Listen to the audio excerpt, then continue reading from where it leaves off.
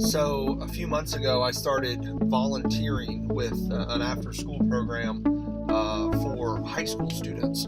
And, they get together and they play pool and ping pong and video games and, shoot basketball or whatever. And, I love playing basketball.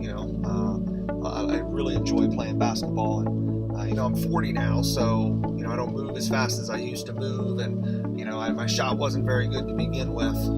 It's probably worse now.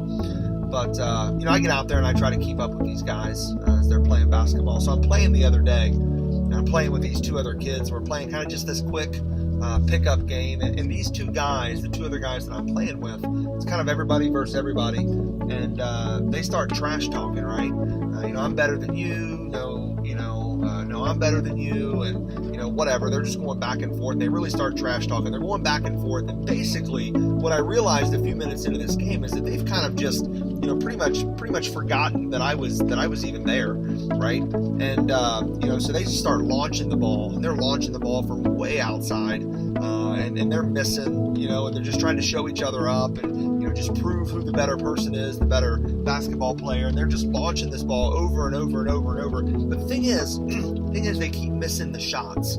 And they're not just missing the shots. They are way off the mark. Airballs, one right after the other, and they're just so wrapped up in the trash talk that they're not even noticing that I'm rebounding the ball and that I'm scoring points in the midst of all of their missed shots. This goes on for like 5 or 10 minutes, right? And they're bickering with each other, and I'm just scoring points, back and forth. And so I shoot the one final shot of the game to win the game. I shoot the one final shot, and they kind of stop and they look at me and they say, "Well, what's the score?" And I said, "Well, the game's over." I said, "I won."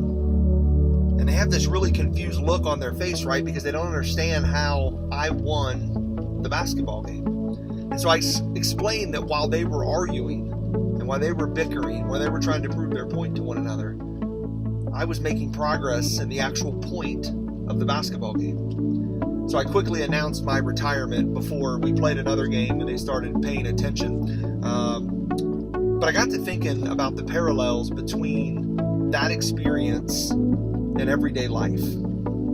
Sometimes we get really wrapped up in proving our point, right? We get really wrapped up in making sure that we're understood. We get really wrapped up in, making sure that everyone knows what we think, that we sometimes miss out on what we're really supposed to be accomplishing. There's a great passage in the book of Nehemiah where Nehemiah is in the process of helping the people of Jerusalem to rebuild the wall that's been torn down. And so he's in the midst of this process of rebuilding the wall, and there's some people, of course, that oppose what he's doing. Some of the religious leaders, they oppose what he's doing because they don't want the wall to be rebuilt, and they want to maintain the power that they have, and so they oppose what Nehemiah is doing. They oppose this charge that he's leading to rebuild this wall around Jerusalem. And so in one passage, they come to him and they're trying to convince him to come down from the wall. They want to talk with him, and they want to try to hash things out, and they want to try to pull him off of the work that he knows he's supposed to be accomplishing. And I love this passage. It's in the book of Nehemiah, chapter 6, verse 3.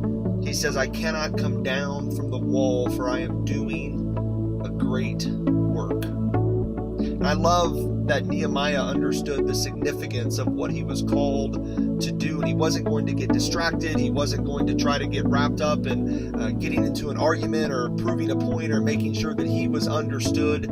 I love that Nehemiah was laser focused on what he knew God had called him to accomplish and what he knew that God had for him.